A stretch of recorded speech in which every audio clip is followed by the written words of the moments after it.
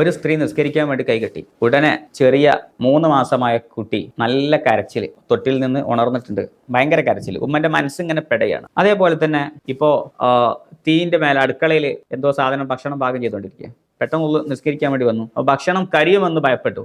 ഈ സമയത്ത് ചിലപ്പോൾ നിസ്കാരം ദീർഘിപ്പിച്ച് നിസ്കരിച്ചാൽ ഭക്ഷണം ചിലപ്പോൾ വേസ്റ്റ് ആയി പോകും. അതേപോലെ തന്നെ നിസ്കരിക്കാൻ നിന്നപ്പോൾ ഭയങ്കര കോളിംഗ് ബെല്ല് അടിച്ചുകൊണ്ടിരിക്കുന്നു, ചിലപ്പോൾ നിസ്കാരം ഷോർട്ടാക്കേണ്ടി വരും. പുറമേ ഉള്ളത് ചിലപ്പോൾ നമ്മൾ സ്കൂളിൽ നിന്ന് വരുന്ന 4 വയസ്സായ നഴ്സറി കുട്ടിയായിരിക്കും. ആ കുട്ടി ഡോർ തുറന്നിട്ടില്ലെങ്കിൽ കരയും, പ്രയാസപ്പെടും, ഭയപ്പെടും. അതേപോലെ തന്നെ മറ്റു വേറെയും ഭയങ്കര ക്ഷീണമുണ്ട്, നമുക്കൊരു സൗകര്യപൂർവ്വം നിസ്കരിക്കാൻ കഴിയുന്നില്ല. ഇത്തരം ഘട്ടങ്ങളിലൊക്കെ ഷോർട്ടാക്കി നിസ്കരിച്ചാൽ അള്ളാഹുവിൻ്റെ അടുക്കലുള്ള നിർബന്ധ ബാധ്യത വിടും. ആ ഷോർട്ടായ നിസ്കാരം എങ്ങനെയാണ്? വളരെ ഒരു ഫർള് നിസ്കാരം ചിലപ്പോൾ ഒരു 4 റക്അത്തുള്ള നിസ്കാരമാണെങ്കിൽ ചിലപ്പോൾ ഒരു 2 മിനിറ്റ് അല്ലെങ്കിൽ 2.5 മിനിറ്റ് കൊണ്ടൊക്കെ നിസ്കരിക്കാൻ പറ്റും. ഇതിൻ്റെ അർത്ഥം ഇത് എപ്പോഴും ഉപയോഗിക്കണം എന്നല്ല, ഇത് അത്യാവശ്യ ഘട്ടങ്ങളിലാണ് നമ്മൾ ഉപയോഗപ്പെടുത്തേണ്ടത്.